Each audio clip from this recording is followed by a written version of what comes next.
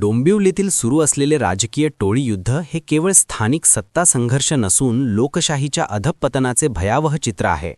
निवडणूक हा लोकांचा उत्सव असतो असे सांगितले जाते, पण आज तो उत्सव न राहता सत्तेसाठी चाललेली मस्ती बनली आहे.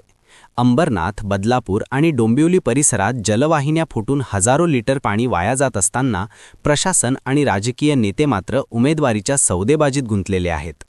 नागरिक तहानलेले असताना राजकारण मात्र सत्तेच्या नशेत धुंद आहेत.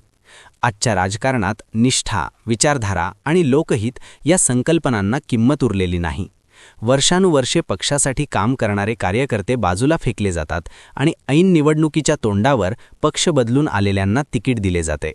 उमेदवारांच्या याद्या शेवटच्या क्षणापर्यंत लपवून ठेवल्या जातात. ही लोकशाहीची शोकांतिका आहे. राजकारण हे जनसेवेचे माध्यम न राहता इव्हेंट मॅनेजमेंटमध्ये रूपांतरित झाले आहे. रस्ते, पाणी, वीज, आरोग्य आणि स्वच्छता या मूलभूत प्रश्नांपेक्षा टोळी युद्ध, फोडाफोडी आणि सत्तेची गणिते महत्त्वाची ठरतात. डोंबिवलीसारख्या सुशिक्षित शहरातही जर हा गोंधळ असेल तर लोकशाही किती खालच्या पातळीवर घसरली आहे हे स्पष्ट होते. आता मतदारांनी डोळे उघडण्याची वेळ आली आहे. केवळ पक्षचिन्ह किंवा मोठ्या नावांवर मतदान करून परिस्थिती बदलणार नाही.